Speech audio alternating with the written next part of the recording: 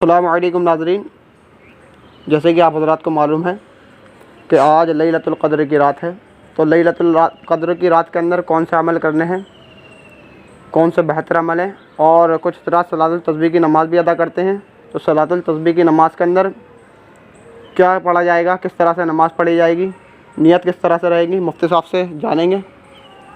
السلام علیکم ورحمۃ اللہ وبرکاتہ۔ وعلیکم السلام۔ آج 26 روزے الحمدللہ مکمل ہو چکے ہیں، اور آج کی رات میں بھی شب قدر منائی جاتی ہے۔ جی، شب قدر کو رمضان کے آخری عشرے کے بارے میں اللہ کے حبیب ارشاد فرماتے ہیں کہ اس عشرے میں آپ شب قدر کو تلاش کرو، لیکن جمہور علماء کا اتفاق اسی پر ہے کہ زیادہ تر علماء کرام اسی طرف گئے ہیں کہ شب قدر جو ہے وہ 27ویں شب ہے۔ اب شب جو ہے شب قدر یہ 2 راتیں رہ گئی ہیں، پہلی تو آج ہے یعنی 27ویں شب مبارک، جی، اور دوسری 29 تاریخ رہ گئی ہے۔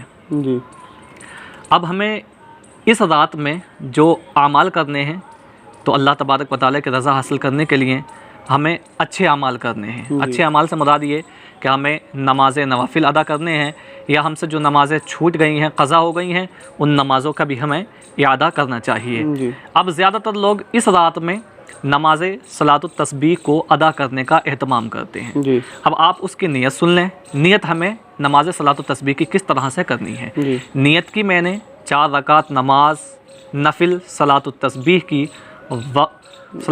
کی واسطے اللہ تعالیٰ کے منہ میرا کعبہ شریف کی طرف اللہ اکبر، جی، ہم نے یہ نیت باندھ لی۔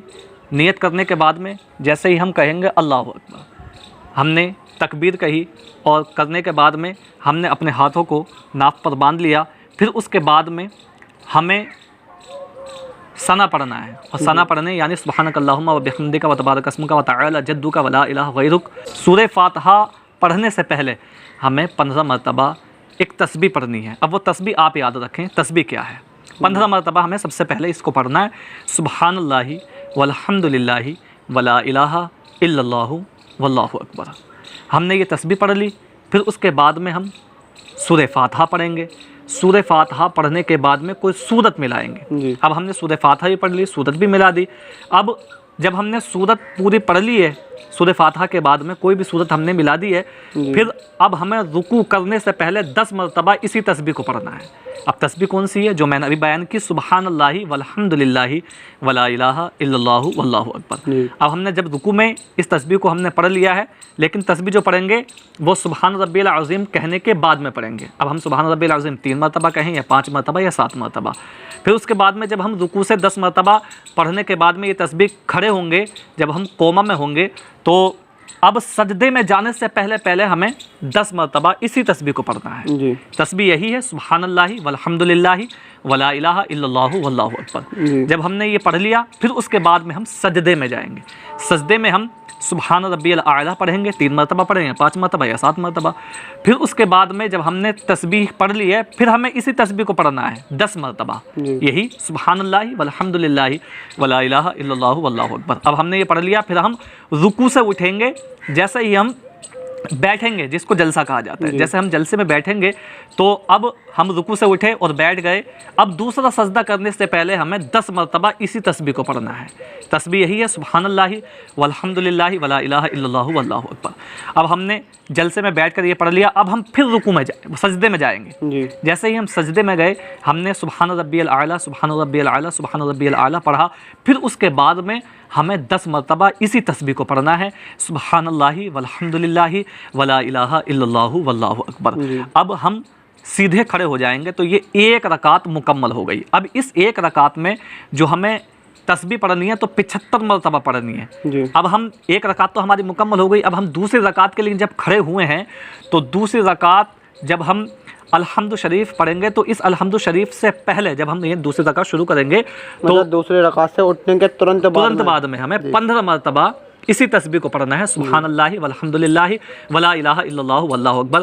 پھر اسی طرح سے جیسے ہم نے پہلی نماز یعنی پہلی رکعت ہم نے ادا کی تھی، اسی طرح سے ہم نے پوری نماز کو ادا کرنا ہے، 4 رکعت نمازیں مکمل ہو جائیں گے۔ دوسری رکعت میں خیال رکھیں، جب وہ ایک دم پہلی رکعت مکمل ہو، دوسری رکعت میں جیسے ہی کھڑے ہوں گے ایک دم 15 مرتبہ پڑھنی ہے، پھر الحمد اور کوئی صورت کے بعد میں پھر دوبارہ 10 مرتبہ پڑھنی ہے۔ اس کے بعد میں جیسے طریقہ تھا پہلی رکعت کا، وہی طریقہ رہے گا۔ اب آئیے اب اس یہ شب قدر ہے کیا چیز. جی جی.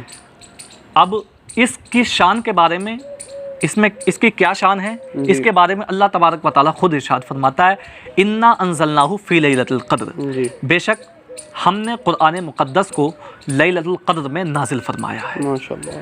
اللہ تبارک و تعالیٰ نے قرآن پاک کو رمضان مبارک کے اس پاک مہینے میں اور شب قدر میں نازل فرمایا. اب اللہ فرماتا ہے لیلۃ القدر خیر من الف شہر. یہ لیلۃ القدر جو ہے، شب قدر کی جو رات ہے، اللہ اس رات کے بارے میں بیان فرماتا ہے کہ یہ 1000 مہینوں کی رات سے بہتر ہے. ماشاءاللہ. یعنی کوئی بھی رات اس کے مقابلے میں نہیں آ سکتی. لیلۃ القدر خیر من الف شہر، 1000 مہینے کی راتوں سے بہتر یہ رات ہے.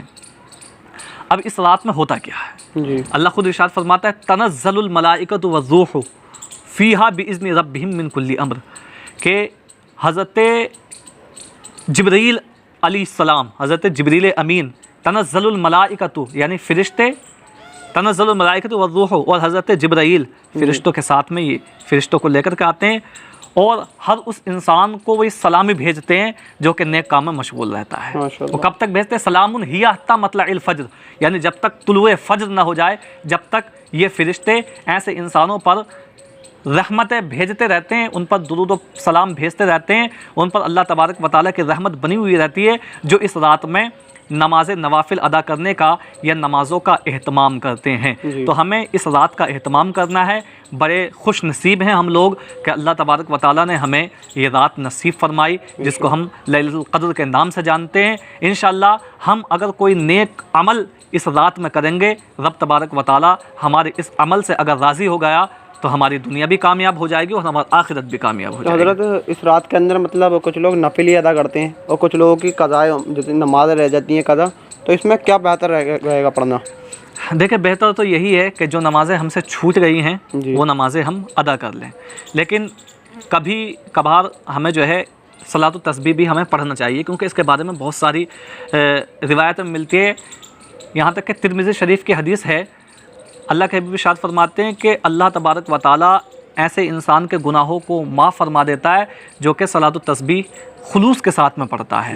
یعنی بہت ساری چیزوں کے بارے میں اللہ کے حبیب نے بیان فرمایا، جیسے کسی نے دانستہ یا نادانستہ کوئی گناہ کر لیا ہے، اگر وہ نماز صلاۃ التسبیح کا اہتمام کرتا ہے تو رب تبارک و تعالیٰ اس کے تمام گناہوں کو معاف فرما دیتا ہے. اور اسی طرح سے کوئی بھی اس نے گناہ کیا ہے اور خلوص کے ساتھ میں وہ توبہ کرتا ہے، اللہ تبارک و تعالیٰ اس کے تمام گناہوں کو درگزر فرما دیتا ہے، یہاں تک کہ گناہ کبیرہ کو بھی اللہ تبارک و تعالیٰ معاف فرما دیتا ہے. تو امید کرتے ہیں آپ حضرات کو اچھی طرح سے سمجھ میں آ گیا ہوگا، اور کوئی بھی آپ کا ٹاپک کلیئر نہ ہوا ہو تو کمنٹ کر دیں، انشاءاللہ ٹاپک کلیئر کرنے کی کوشش کی جائے گی. السلام علیکم.